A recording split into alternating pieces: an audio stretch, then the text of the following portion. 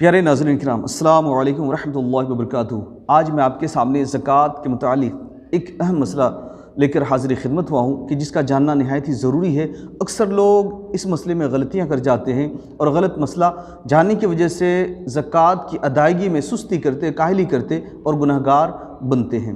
تو زکوٰۃ کے متعلق میں آپ کو وضاحت کروں کہ حاجت اصلیہ کے علاوہ اگر کسی کے پاس 52.5 تولہ چاندی یا اس کی قیمت اگر ہے اور اس مال پر سال کا اکثر حصہ گزر جائے، یعنی پورا سال گزر جائے یا سال کا اکثر حصہ یعنی 10 مہینے 11 مہینے ہو جائے، تو اب اس پر زکوٰۃ فرض ہے۔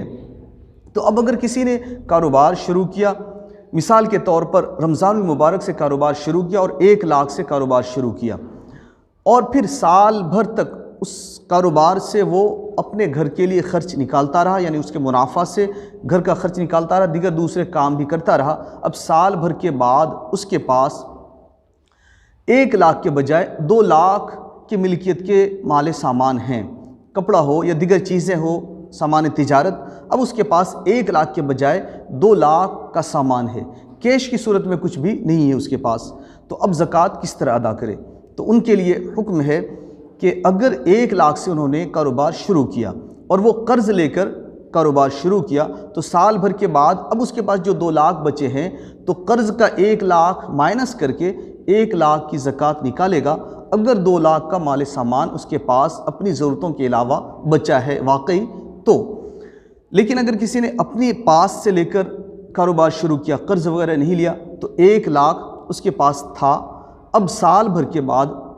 ان کے پاس 2 لاکھ کا سامان ہے، لیکن سامنے اس کے اوپر 50,000 کا قرض بھی ہے، تو 50,000 مائنس کر کے 1.5 لاکھ کی زکوٰۃ وہ بندہ نکالے گا، اگرچہ اس کے پاس کیش کی صورت میں کچھ بھی رقم نہ ہو، یا پھر ان کے پاس جو پیسے تو ہوں خود کے پاس نہ ہو بلکہ مارکیٹ میں گھوم رہے ہوں اور امید ہے کہ وہ مارکیٹ سے واپس آئے گا، بھی ڈوبنے کا مکمل طور پہ یقین نہ ہو، یعنی واپس بھلے دیر سے آئے گا لیکن آئے گا۔ تو ایسی صورت میں اب وہ بندہ اس کے پاس کیش کی صورت میں اور مال تجارت کی شکل میں جو چیزیں ہیں ان سب کو ملا کر جو قیمت بنتی ہے اس کی زکوٰۃ انہیں نکالنی پڑے گی۔ لہٰذا ایسی صورت میں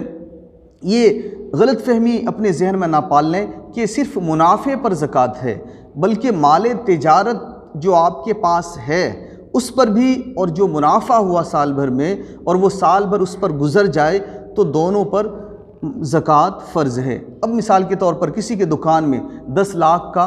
سامان ہے لیکن کیش کی صورت میں 25,000 ہزار یا لاکھ روپے ہی ہیں، اور اس کے علاوہ وہ اس کے پاس کیش کی صورت میں کچھ نہیں ہے، تو اب وہ زکوٰۃ کیسے نکالے گا؟ تو یا تو وہ قرض لے کر زکوٰۃ نکالے یا پھر مال کو چاہے جس طرح بیچ کر نکال سکے اس طرح سے اس پر زکوٰۃ فرض ہے۔ 10 لاکھ